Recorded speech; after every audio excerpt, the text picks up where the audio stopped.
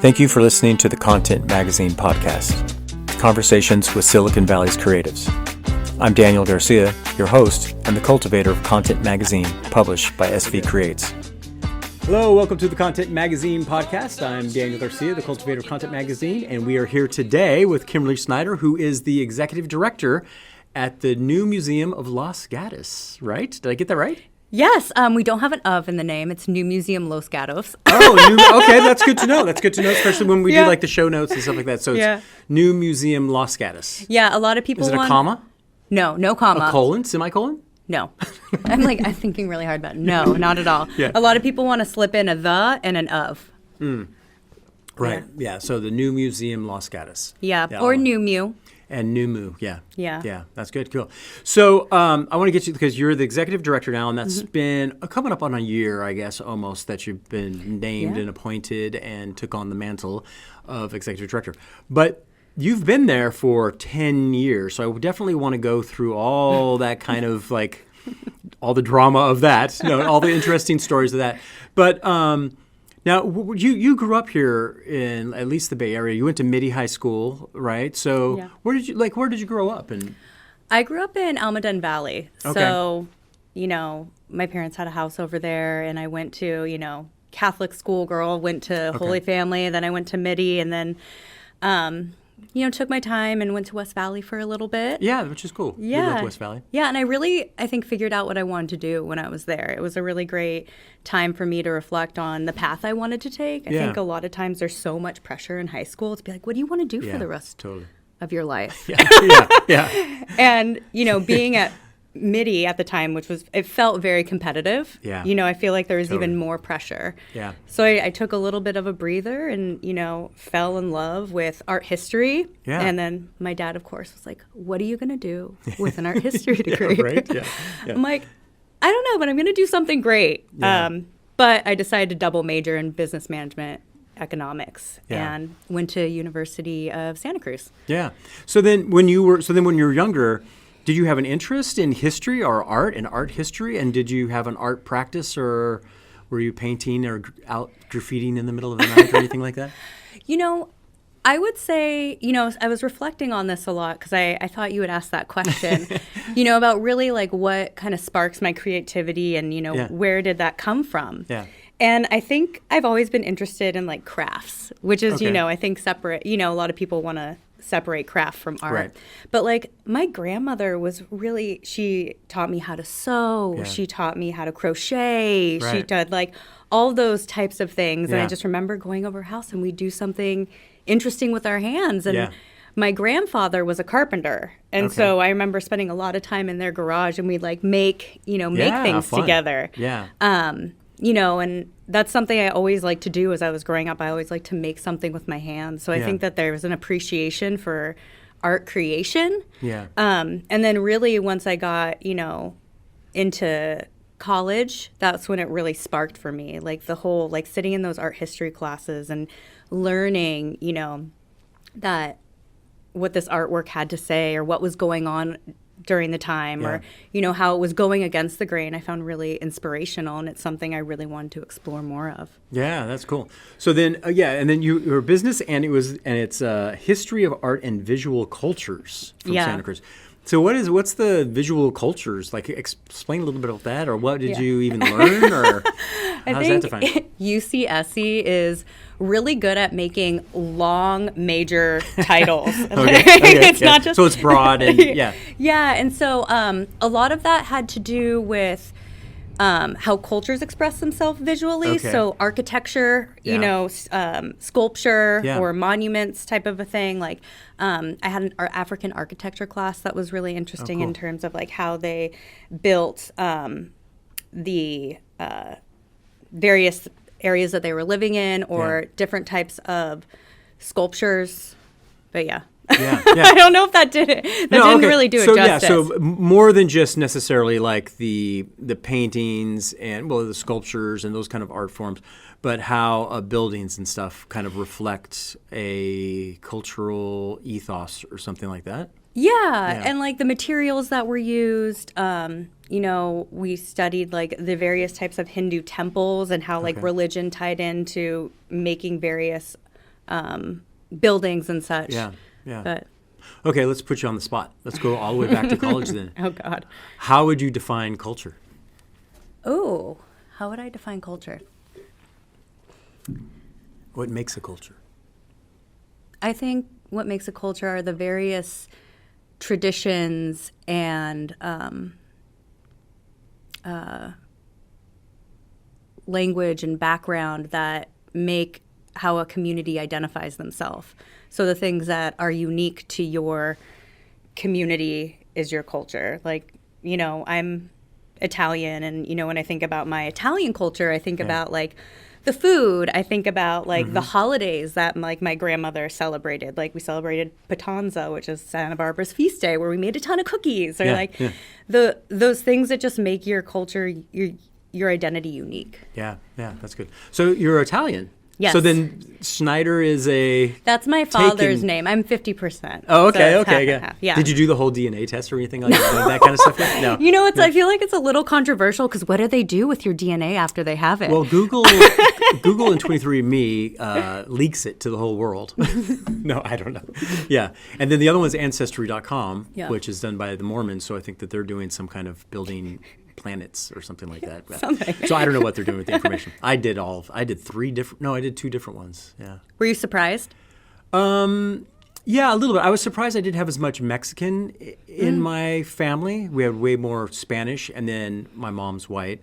So we had Irish, English stuff. So it was mainly Spanish and, Irish and English. Yeah. My mom's 100% Italian, and my dad, he would describe himself as a mutt. Oh, so yeah. he's like a bit of kind of everything. Yeah. And, you know, I think I really identify with the Italian cultures, because that's what really was around and I was exposed to growing up. Yeah. So even though I have all these great, like, background from my dad, I don't think that was much as infused in my life. So I identify more as being Italian. What would your dad kind of identify as far as culture? Just kind of like I think American or something like I think when he married my mom, he very much became Italian. Yeah, like you do it. Yeah, that's funny. Yeah, but I would say probably German is what he identified with the most. Yeah. But again, like we didn't have any German traditions or anything like that. Yeah, that's cool. That's good. Cool. So then, okay, well, how about then the NUMU in Los Gatos, or NUMU Los Gatos, or New Museum Los Gatos, has a really cool building. Yeah. What do you think that building says about the culture of Los Gatos? Interesting. So that building is an award-winning building, and it was built in the 1960s. It's brutalist architecture. It's beautiful. It really, I think, blends into the landscape. So I think you could easily drive by it and miss it. Yeah. But I think it just kind of dictates what was going on during the 1960s. It was kind of, you know, a structure. It was very practical. You know, we have a room that's, we call it the bunker. It's like it's like a safe room. Yeah. Okay. But I think it just spoke to what was popular at the time. Yeah. But it's interesting that you bring our building up, because I've been thinking a lot about kind of the future of the museum and, like, you know, how is that space serving the community? Yeah. You know, and I think that there's a lot of potential there. You know, I would love to see more people engaging with the Civic Center. I feel like half the time when I'm like, oh, the museum's located in the Civic Center Plaza, people are like, where? Where's the Civic Center? Right by the library. What? Yeah, conveniently located by the library. Yeah. But people don't even know the Civic Center. So it's really thinking about how the museum can play an even bigger role in getting folks to come and stay and, you know, really engage with the art scene in Los Gatos. Yeah. Yeah, it is. It's actually interesting that you say that it is brutalist, so it has very much like concrete and brick, but it does kind of like go with the landscape. It kind of blends in. And so, yeah, that is like a great aspect of the building, but then it's not visible if you drive by. And it's got like big pine trees and red trees, Yeah, it has redwoods. Redwoods, yeah. It's beautiful. I mean, it's beautiful, yeah. Yeah. And the courtyard with the kind of fountain thing, and It is nice. I mean, I do love going to work and being able to, like, sit outside on the table and listen to the fountain. But, you know, I think that there's a lot of opportunity. Like, we're talking about, you know, potentially planting a native garden, you know, cool. and really extending beyond our walls. And, you know, how can people engage with it it even when the museum's closed. Yeah, that's cool. Yeah. Okay, well, let's talk about it. So you joined the museum in 2014, right? As kind of like an executive assistant, was that? Or what was the technical role? I applied to a ton of internships at the time. Okay. And the director got back to me and was like, okay, like we have an internship that we can offer you, because of course when I graduated I wanted to be a curator. Sure. Right? Like that feels like that's the rock star museum job. Yeah. Right. So I did a curatorial internship, and the first exhibition was called Unmasking the Stage. And I got to write some labels, and you know, after like a month went by, the executive director's like, do you want a job? Like, you want to do some office admin with me? And I'm like, sure, of course I do. Why not? Like, that sounds great. Yeah. And what were you thinking at that time? Like, oh, this is an opportunity to kind of like weasel in a little bit more? Or were you just like, I want to make money, I got to make money, and this is a good, or what were you thinking? I just really enjoyed working there. Yeah, okay. And you know, I think in smaller arts organizations, you wear a lot of hats and you get to do a lot of things, and I view it as a double-edged sword. Like, I love that I get to do so many different things throughout my week. Yeah. But at the same time, it can be hard to really do anything exceptionally well because you're pulled in a lot of directions. Totally. Yeah.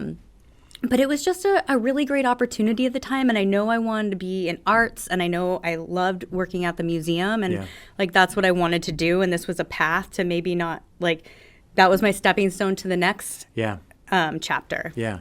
Well, you talked about working for nonprofit arts, and some of the tasks that you have to do. So I actually was kind of interested because I looked at your LinkedIn and stuff like that. And I think and I want to talk about that and talk about that double-edged sword a little bit more, especially necessarily for like the NUMU. So, I mean, you've done stuff with like giving, advertising, executive management, press releases, bookkeeping, budgeting, tax filing, recruitment, training, HR, facilities management, security, strategic planning, communications management, donor like stuff, development, grant writing, education programs, exhibition programs, event coordination, program implementation, fundraising management, journalizing, whatever, and then so there's a lot of things that you have done. Board development, recruitment, volunteer. Well, before we get, what is there any one of those things? Let's do two things. Is there any one of those things that you love the most? And then there's any other one of those things that you have like an experience of like you were like, oh my gosh, I'm so afraid of this. So interesting enough, when I was in college, I thought I wanted to be in bookkeeping. Okay. All right. You know, I took all the courses that were required to sit for your CPA. Yeah. You know, and I thought, like, I want to be a certified public accountant because, you know, it's a steady job. You know, you don't have to talk to a lot of people, and it's really focused. There's a right way to do it and a wrong way to do it. Yeah. And when I graduated and I, you know, was working at the museum, what I really loved was, and it surprised me, was talking with the community. I loved, you know, talking to volunteers. I loved talking to members. I loved building those relationships with the staff. Yeah. You know, and that's something that I think I still really enjoy. Like, I love cultivating relationships with folks and seeing where they fit in the organization. Because I think that there's nothing better when you have somebody who's like, I really like that, you know, you do workshops, and now maybe they eventually, you know, teach a workshop, or, you know, somebody who just, you know, wants to volunteer, but they want to volunteer in a meaningful way. And where does that fit with what we're doing at the museum? You know, really understanding, you know, we're going through strategic planning right now and talking to all of our stakeholders, right? The town council, our donors, our members, the staff, of course. You know, and like, where do we want to go, and getting feedback and buy-in and support to really set the direction of what the museum looks like in 3 years or 5 years and 10 years. So to answer your question, what I really do love doing is building relationships. And it's something, again, that surprised me. So it's kind of almost like, I mean, it's kind of team building in a way, or something like that, right? Yeah, that's cool. Well, then what was one thing they did when you started getting exposed to all these different things that you were very afraid of, like, oh my gosh, how am I going to do this? That I feel when I was younger in my career, I get butterflies a lot more, being like, this is completely new and out of my depth. Yeah. But something that, I'm still working on is public speaking. Oh, okay. All right. So that's something that I'm still trying to grow into, and practice and put myself out there, which, I think everything takes time. Yeah. But because that is a part. I mean, being an executive director, you're going to have to do a lot of like presentations, especially for fundraising and building momentum. It's important for me to be able to communicate the message of the museum. Yeah. Well, good. Let's go with that segue. No. What is the message of the museum? So when I first started, we were located at 2 historic sites. We were the first Adobe firehouse, so it was the art museum, and we were the Forbes Mill annex, which was the annex of the flour mill that was in Los Gatos. Okay. And in 2015, we combined both and moved into the Los Gatos Civic Center, which now everyone knows where it is, right? Yeah. And at that time, it was really a moment for us to broaden our scope and become relevant beyond Los Gatos, because I think we got a lot of participation from our local community, and we do. I think it's important to serve the community that you're located in. Yeah. But really thinking about how we can expand our reach to the larger Bay Area, and even though we're located in Los Gatos, to be a Bay Area museum. Yeah. And so we've been slowly and steadily, really thinking about artists that, can come in and exhibit that are outside of Los Gatos, that are outside in San Jose, that are, within the Bay Area to share their work with the community. Yeah. And then we also do that with our Los Gatos History Project. It's the history of Los Gatos, obviously, and then the surrounding areas. What are those undertold stories that you might not know about? Yeah. That's. I mean, I really actually love, because like in the basement area, right? It's always kind of like some history, kind of action. At least historically, it's kind of been that. And there's always like these Los Gatos like high school things and cheerleader outfits. I mean, it's like it's kind of fun. I mean, it's kind of fun to like, especially the juxtaposition between having like a new exhibition of kind of like a regional artist or a international artist up top, and then going down, or even like what you do with the county, with the high school, the ArtNow, is that our annual high school juried exhibition, ArtNow. Yeah, so that's like, and then you go down and then you see like all these kind of like artifacts and like history of the region, which is a fun balance. Yeah, and I think it's also, it can be a challenge at times to be a dual focus museum. Yeah. We're an art museum and a history museum. Right, yeah. And something we've been really thinking about over the next year, and just the future in general, is like, where's the intersection of art and history, and how can these two things really talk to each other and support each other, like bring out those history themes that are in the arts that we're exhibiting, and vice versa. Right now we're working on programming about like how to build your collection, how to care for your collection, which can be both art and artifacts. Yeah. So then now you're a museum, which is different than being like a gallery. So a museum is usually funded by donors, the city, and endowments, and all that kind of stuff.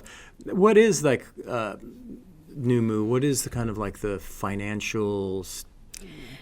So how does that all work? I'm just curious. 501c3 nonprofit art organization, and we do get some confusion being located in a government building, that's owned by the town of Los Gatos. The town is our landlord. That we're a branch of the town, which we are not. We're a separate entity, and we do pay the town rent.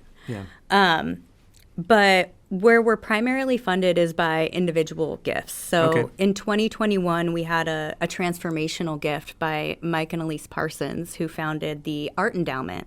And that's, produced some operational revenue year over year. Awesome.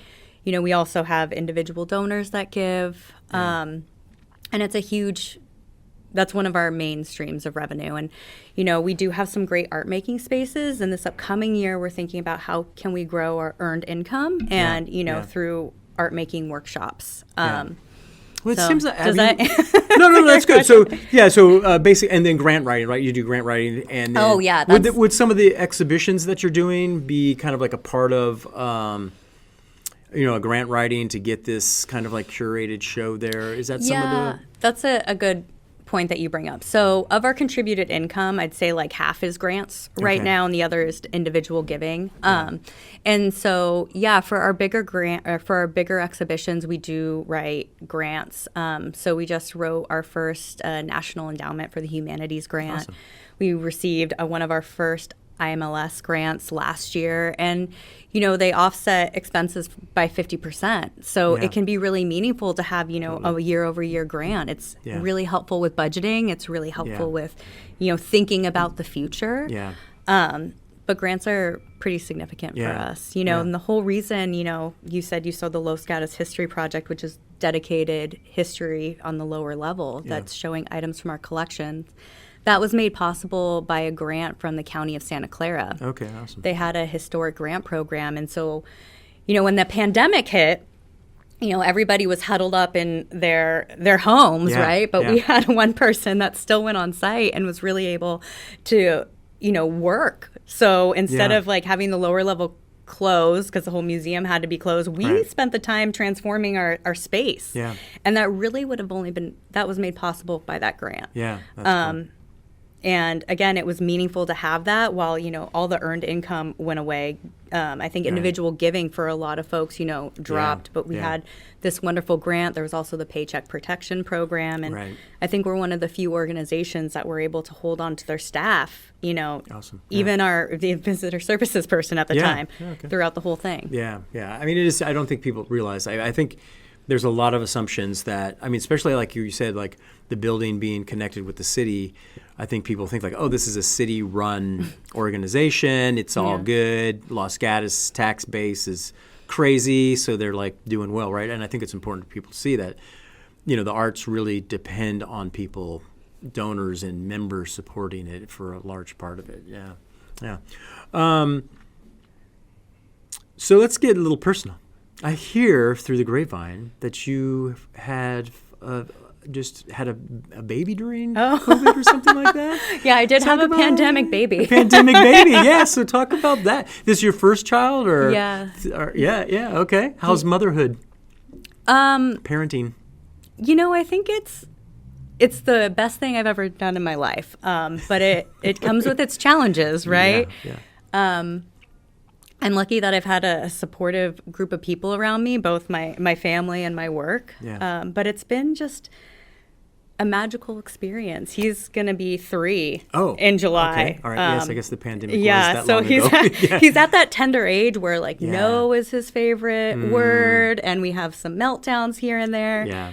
But all in all, it's just, you have those special moments when you're just like, oh my God, you said your name for the first time. Now you're we just converted his crib to a toddler bed. And it's those moments where you're just like, am I really doing this? Am I, having this experience where I'm seeing my child grow and go through these milestones? It's surreal. And when people tell you like, oh, like you don't even know how special parenthood is until you get there. And now you're just like, I get it. You don't know until you don't, right? You get an appreciation. Yeah. I think, well, hopefully people do this. Like, you start to appreciate what your parents had done once you become a parent. You're like, oh yeah, this is like, I mean, like you live your life and you're just kind of like, it's happening, right? As a person, and then you grow up and then you have a kid and you're like, oh, life doesn't just happen. Like, there's so many things that need to take place. Like, get your shoes on, brush your teeth, give a bath, food. Curating my kid's childhood.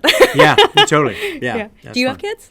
Yeah, I do. My son's going to be graduating next month from Sacramento State in graphic design, and my daughter's at West Valley, and so she's looking to transfer to someplace in LA. So. Oh, well, congratulations on the graduation coming up. It's totally, and that's the thing, it's like, it's so bizarre with children because like my son and my daughter are the same. When they were 3, they're kind of like the same person. Do you know what I mean? Even now. So that's the thing too, is like you see that, like all of that at one time when when they're older. And so it's like, it's intense.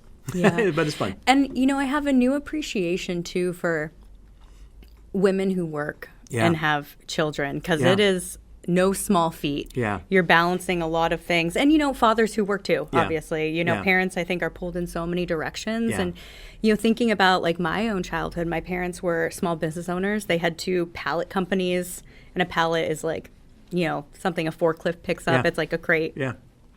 And thinking how much they sacrificed to give Yeah. us the life that we had. My dad was up and out at like 5:45 and came back Yeah. at 6, and my mom was running in there doing the bookkeeping, and I was tagging along Yeah. with her, but just like how much your parents sacrificed to give you the life that Yeah. you have. Yeah. And how, for me, like what I want to give to my son, and how I'm going to fight every day to do that. And Yeah. I'm lucky that I get to do something I'm passionate about and Yeah. I love, and I don't think a lot of people can say that. Yeah. So I just feel really, blessed for what I have Yeah. right now. Yeah.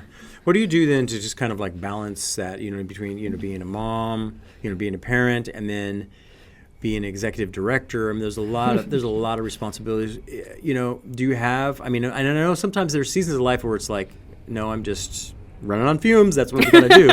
But do you have something that you kind of do to kind of like help you be grounded or, refreshed?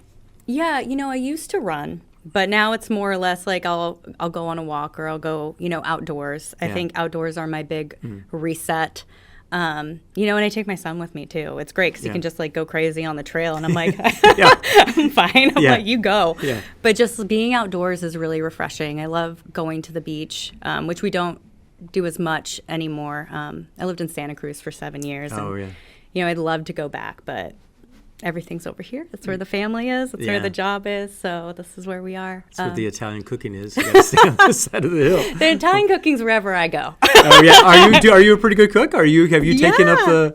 Oh yeah, I Yeah. love. It's I'd say one of my hobbies. I love cooking. Oh, what's your Yeah. favorite dish? What do you like? Oh my gosh, that's hard. But if we're going down like the Italian route, we cook Sunday gravy like once a month. Oh. And it's really fun. Sunday gravy that's great, but it's tomato. It's tomatoes, so it's Yeah. like you can use ground pork, sausage, and then like you can use like a pork chop or like a beef shank, and then wow. it's a bunch of tomatoes. Yeah, yeah. And you let it cook all day. Yeah. And I still remember the first time my son had it. It was like before he really talked a lot, but he was like, Mom. And it's just the cutest thing. And he just has sauce all over his face. Yeah, and my husband's right behind him. And of course, he has sauce all over Right, his yeah, face. yeah. But it's just one of those like sweet little memories Yeah, that, yeah. where, That's cool. really, I think food can bring people together. Yeah. And Yeah. I love doing that in Yeah. my house. Like my husband and I,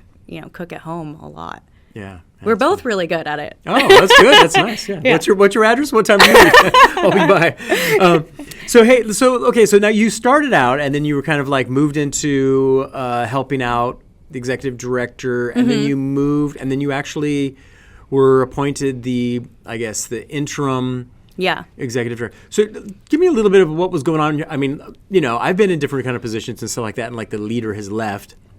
And I've been like, okay, well, I'm totally going to do this. Do you know what I mean? Yeah. Or but I've been in other situations like, no way, right? So what were you kind of thinking when you think like, oh yeah, I totally would like that position? Or how did that all come about? And Yeah. I mean, because it could be tough too. Like you're there and then they're taking applications in and you're like, that person sucks. They should like me. I mean, yeah. So what was going on? If you can share. So I've been with the organization for 10 years, and over that time we've had 4 executive directors. Oh, okay. And I think Really? I always thought it was 2. 4. I missed a couple in there somehow. Yeah. And, I was really grateful for the folks that came in, because I think each of them had a different strength and brought the organization to a different level. Yeah. And at that time, that person really was what the organization needed. And, when Amy most recently left, that was our previous executive director, we had already talked about succession planning and about like, okay, do you know what it means to be deputy director? I'm like, yeah, it means I manage all the earned income and I manage this group of people, and that's what I do. And I help with the budget and finance and go to the board meetings. And she's like, well, it means, when the executive director leaves, that you're the next in line. I'm like, oh. Yeah. Okay. Yeah. And that seed was planted, I think, 4 or 5 months Yeah. Okay. before, we heard the news that she was leaving. Yeah. And, you know, I'd started to wrap my head around it, being like, okay, this is a natural step in my career. Totally, If I, you know, been with the organization for 10 years, I mean, Yeah. if I'm not ready for this position, Right. you know, what have I been doing with my, Yeah. with my life? Totally. Yeah. You know, but, you know, taking on the role as executive director, it was overwhelming. You know, like, how am I going to do this? You know, Yeah. I do have a toddler. I do have, you know, responsibilities outside of work. And I know there's a lot of emotional labor that also goes into being an executive director, along with, you know, managing the town, being this head spokesperson, managing the budgets, you know, and the list goes on. But, you know, if I thought I didn't take this step then, when was the next opportunity? It was never going to be a good time. Right. Yeah. Right. We always have stuff going on in our lives. And, you know, I think it was an opportunity for me to reflect, to be, you know, why do I have any reservations? Yeah. And ultimately, you know, I think it came back to just, you know, you never feel like you're Ready. Yeah. yeah, you're ready, and just take the leap. And, Yeah. you know, I've taken the leap. Yeah, that's good. It's good. I mean, I think it's such a great move, and I'm glad that it happened because of your institutional knowledge and history, right? It does kind of like lead, and then what you were doing already was kind of the job in a way. Yeah. Yeah, it's kind of funny too. It seems that it seems like when big kind of important changes happen, there's like multiple ones all at the same time. So people, right? So like, it's easy to say like, well, not right now because I have a toddler, right? But, you know, that's probably like the time of like, no, this is a bigger, moves you to more capacity and your gifts and skills and everything. Yeah. Yeah, and, you know, it was the board, what they did at the time is I was interim in March, so I wasn't given the official title. Yeah. But what our board president did, and I'm really appreciative of it, is that she had one-on-one meetings with the staff to say, hey, we're thinking about making Kim permanent. What are your thoughts on that? And, you know, overwhelmingly, the staff was like, yes, why wouldn't you? 4 out of 5. Why wouldn't you? And, you know, I think that really built my confidence in myself to know that I had a team of people who, you know, saw me in this way. Yeah. And, you know, she did the same thing with the board. So, you know, getting that type of support, I think, is also necessary to succeed in this position. Yeah. So what are you most excited about looking forward to the next, let's do 5 years. You probably have to do like that kind of stuff. Yeah. So we're in strategic planning right now. Fun times. And you're doing that with, you mainly do that you kind of do the balance between doing with the board and the staff, or do you bring them all together? Or how we're working out the details like that. Right now it's been a lot of one-on-one conversations with the department heads, and then also with the board kind of having their separate meetings and making sure that the staff's opinion and vision is incorporated into this larger plan, because essentially we're the ones that execute it. Right. Yeah, totally. You know, and if it's not something we're on board with, you know, that's how people leave. That's when people are just like not, you know, excited to do what they do. Yeah. But to go back to your question about what I'm most excited about, I'm excited to be in a place to really be able to vision the museum's future. Yeah. You know, I'm really excited to think about, like how I mentioned earlier, about our place in the town and how we can raise the profile. To really, like, how can we expand beyond our walls? How can we fortify the programs that we already have? Like, we have this incredible annual high school juried exhibition, ArtNow, and, you know, it's something I've been involved with since I've started. So I've seen 10 iterations of this program and been able to see it grow. And thinking about what's the next level. You know, like we established the teen council. We're thinking about establishing a teacher council. And now we want to know, what have these kids been doing? Right, yeah. Or these emerging artists. They're not kids anymore. Yeah, right. So if you look back at 10 years, some of them are probably quite successful in doing so. Yeah. Like we had somebody who's like a neuroscientist that came back to the museum. I'm like, oh, you were in 2012 and you're adulting right now. Right. Yeah, that's awesome. But really, you know, seeing, we're thinking about a retrospective in 2026 and really seeing like, where are they now? You know, there's some kids that I think we've been able to keep tabs on, and some that, you know, we really want to know just what they've been up to. You know, have they been creating? Has their experience with ArtNow impacted any type of, you know, life decision that they've made? And you guys normally even put together a book too, I think, right? Yeah, it's the which is only incredible. exhibition that we produce a catalog every year, and we give it to all the exhibiting artists and their teachers for free. Yeah. And it's a beautiful catalog, and to be honest, it's great for us, for like even institutional knowledge, to be like, who's in that show? Yeah, totally, pull out the old catalog. And the other thing too is like a lot of times if you say kind of like a art, high school art show, you think county fair or something like that. And this is not that. I mean, like, because it's all the county, and there is really incredible work that's being done. Yeah. Yeah, I agree. And I think every year gets even better. Yeah. And I think a lot of the success is due to the teachers. We have some really wonderful teachers that have incorporated into their curriculum, and to have that support in the classroom, to work on a project with your classmates and your peers and your teacher to create something that's submitted. I think it's a really powerful experience. And, you get the feedback from the emerging artists that are in the exhibition, saying like, I really appreciate that you treated me like an artist, not like a kid. Yeah. I really appreciate that this expanded my network. Like, I didn't realize, all these other students from across the county were creating art. And that's cool. And then even the students that don't, exhibit, for them, we do high school tours for them to see what their peers are making. And some of the themes that come out, there's, we talk about mental health. We talk about, this year's theme was in transition, and there was a lot of like transition from childhood to adulthood, and sometimes it can be painful. Yeah. And there's a lot of beauty in it as well, but these really wonderful themes that you can see where, the youth, like that generation is really grappling with. Yeah. And last year's exhibition, we did see a lot of people commented there was a lot of darkness in the exhibition. Yeah. I mean, mental health from COVID, and I saw that. I think we're all still recovering that. Like, 2 years of not being able to attend classes in person, like that takes an impact. Yeah. And so I think ArtNow can really build and foster community and expand networks. Yeah. But I feel like I'm digressing from your original question. But the future of that executive director, bringing it back to the point, which is the future. Yeah. No, but growing that program and seeing where it can continue to expand, we've even gotten inquiries from other cities being like, how did you do this? Like, cool. What are your thoughts? And wouldn't it be interesting if there were ArtNow models like throughout the country? That's just getting really big. And then thinking about, again, like our footprint on the plaza, how can we really have a bigger presence? One museum I've always thought was interesting is the Museum of Art and History in Santa Cruz. And, I thought what Nina Simon did in building Abbott Square was a really cool idea. Like folks go to the museum and you hang in Abbott Square and you're in downtown, you can just walk out right after. I think it's a really smart model of like a museum just not being the museum. It's like, what else is bringing you there? It's a stay and play kind of thing. Yeah, the museum almost as like a cultural community hub rather than just like, oh, there's stuff hanging on the walls. Yeah. Right. Yeah. How do you get people to engage? Yeah. Yeah. That's cool.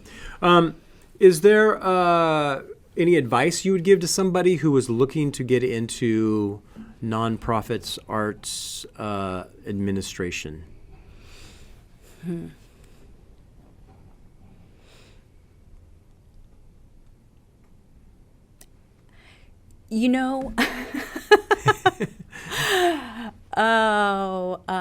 It's really rewarding, and make sure it's something you're doing what you love. And advocate for yourself. No one's going to advocate for you. You're your biggest advocate. Yeah.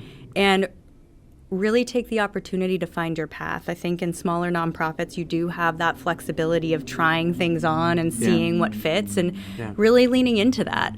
And also being aware of what your boundaries are and being able to communicate those. If it's something that you're uncomfortable with, or maybe you don't want to, take on that responsibility, but being able to communicate your boundaries clearly. So cool. That's good advice.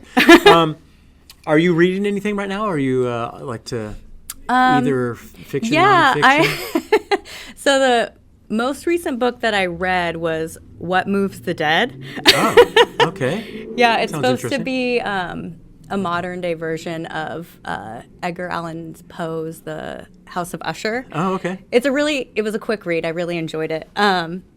I do like horror movies and stuff okay. like that, so All right. it was something that. What's your favorite horror movie? Would you say like one of your tops? The Shining. The Shining. Of Oh, course. really? I mean, Okay. it's a classic. You Yeah, gotta it's love kind The of Shining. suspenseful and awkward and weird. Yeah. Yeah. Yeah. That's watch that around every Halloween. Can't watch it with my toddler. Yeah, right. Yeah, not yet. Yeah, we get some little. We don't watch any horror movies lately. Yeah. For obvious reasons. Yeah.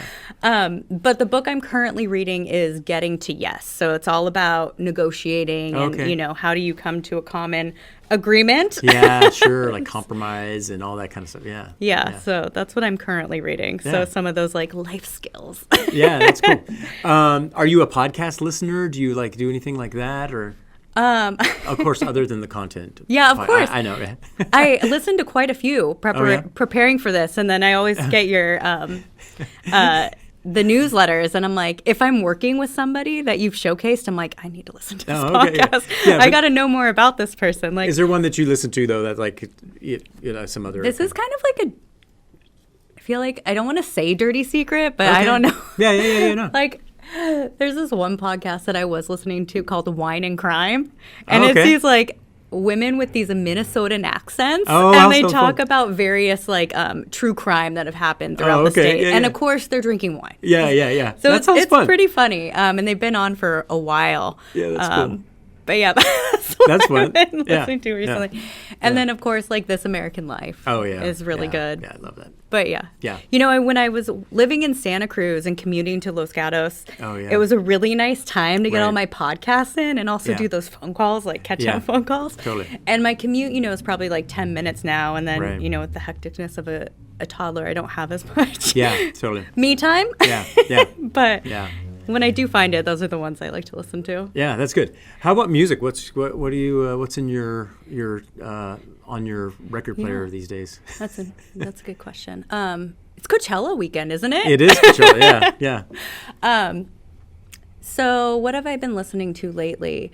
I enjoy like classic rock. I enjoy. I've been getting into country lately. Oh yeah, which is kind of something I never thought I'd get into. Was it Beyonce brought you into country? No, it was like a little bit before that. We watched like the Country Music Awards like 2 years ago, like a year ago, and my son was just like dancing. Like it was one of the things that was just on in the background. He was like getting wild with all the country music. I'm like, I kind of like. He found songs. his. So I started to go down the country path. But it's so funny that Coachella weekend is this weekend because I went to Coachella in 2011. Oh yeah, yeah. Oh cool. And I've never gone. It was wild, crazy, cool, or it was.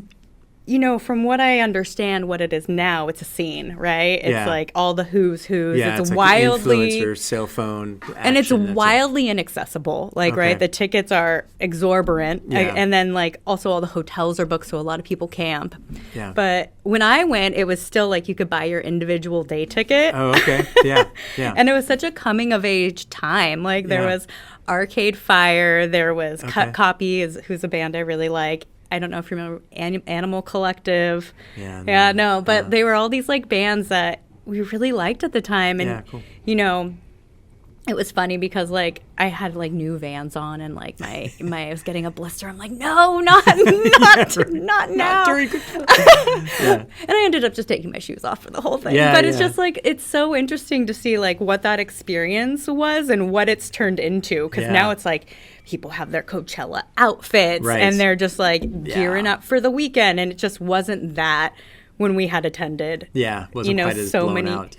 Yeah, and it's just like I feel like those experiences are getting fewer and fewer. Like a lot of the festivals just seem to be getting inaccessible.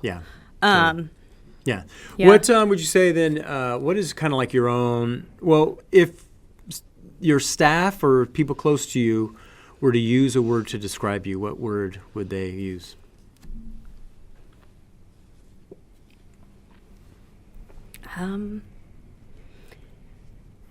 I think maybe positive, genuine. Okay, that's good. Yeah, that's good. Yeah, I would say I've always seen you that way. Definitely positive. I mean, like, we've done the magazine for 12 years, and I've come around, and you've always been there at NUMU, it seems I'm like, always since there. I've been around. Yeah, but you've always been very positive, very friendly and positive. Yeah, that's cool. That's Yeah, awesome. even my previous executive director, she's like, Kim, I don't know how you always see like the good in things and the silver lining, or always have like the positive spin. I'm like, you have to. Yeah, yeah. Like, What is it though that gets you kind of down though? Like, what's kind of like? not getting the grants that you write. Yeah, yeah. Or, like it's just a mix. Like, Yeah. right? Like, I feel like even this past like month, it's been a mix. You get those Yeah. wins and you're just like, yes, Right. we just opened this incredible exhibition and it's Yeah. been so well received. I had a Yeah. great donor meeting and, Yeah. we had a great event. And then you get like, oh, like we got, Yeah. we're going through negotiations with the town, Right. or, like we didn't get the grant, and really just, Yeah. trying not to be too tough on yourself when it doesn't go your way, Yeah. and just, you'll have your next opportunity. And Are you pretty good at then just like brushing off the bad things, and I mean that would be the positiveness, yeah. I would say so. Yeah. One of my favorite sayings, it's like, it's not about waiting for the storm to pass. It's about learning to dance in the rain. Oh, yeah, cool. And, Awesome. I feel like, throughout my life, I've had various challenges, and it's really just trying to enjoy what good there is. Yeah. Because life's always going to have challenges, Yeah. and there are always going to be things that don't go your way or Yeah. don't go as expected. But, there is opportunity in that. Yeah. What are some of those challenges you think that gave you the opportunity to have that kind of positive dancing in the rain? Do you want to share anything like that that you've kind of overcome and you're proud of? Personal or professional? Professional?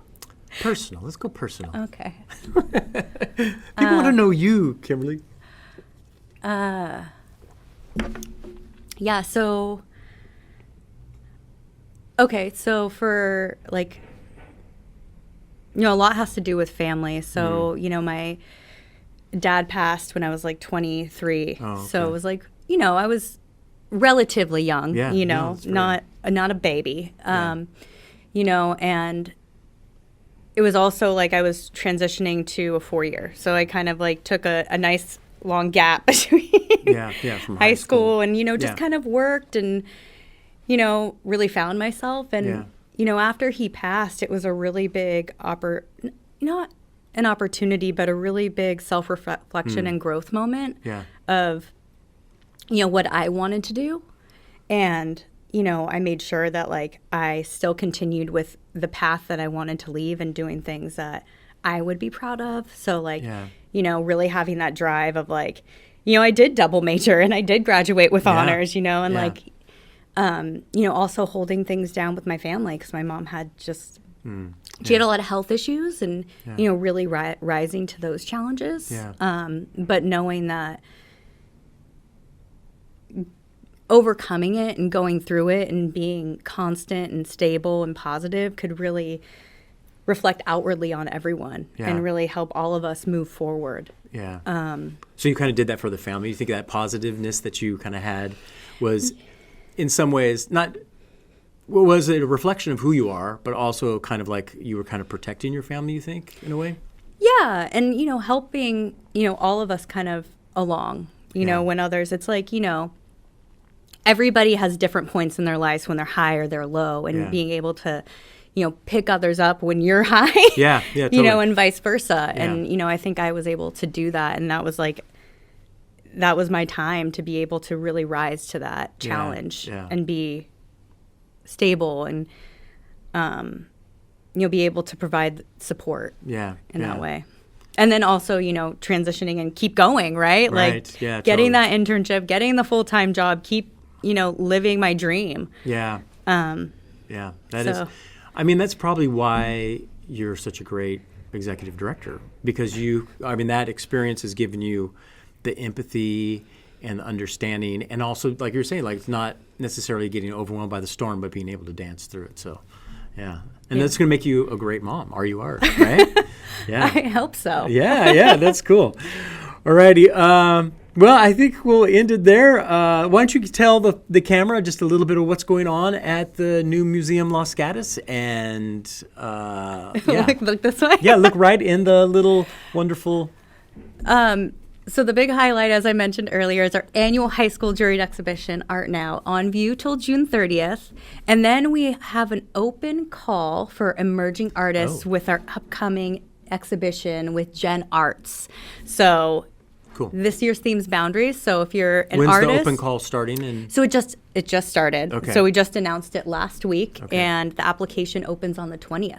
The 20th of April. April. Is that what month? Yeah, April. Yeah. Okay, 20th of April. And there's no fee to submit. And when's the deadline for that? Because this might not go out for a few more weeks. So the deadline for the application? I believe it'll be in the early show notes. June. It'll be in the show notes. Yeah, Okay, all it's right. early June sometime. But please submit. Yeah, awesome, cool. Thank you very much. Thank you for sharing, and thank you for sharing about your story with your dad and everything like that. And it is like I was just overwhelmed by the experience that you've done. And I love that you printed it. I printed it out because there's no way. I have just had to have like some cues because I don't even know half what these words mean. But and thank you. And I'm excited for you. I'm excited that you're the executive director. I mean, like I said, when I think of NUMU, you're there. Like, oh, Kimberly's here. Like, yeah, I didn't know what you did, but now I know what you do. So, anyways, thank you very much for being on the podcast. And that's it for today. Thank you. Thanks for having me. Thank you for listening to the Content Magazine podcast. Follow us on social media at Content Mag. Become a member and help us to continue to tell the stories of the South Bay creatives.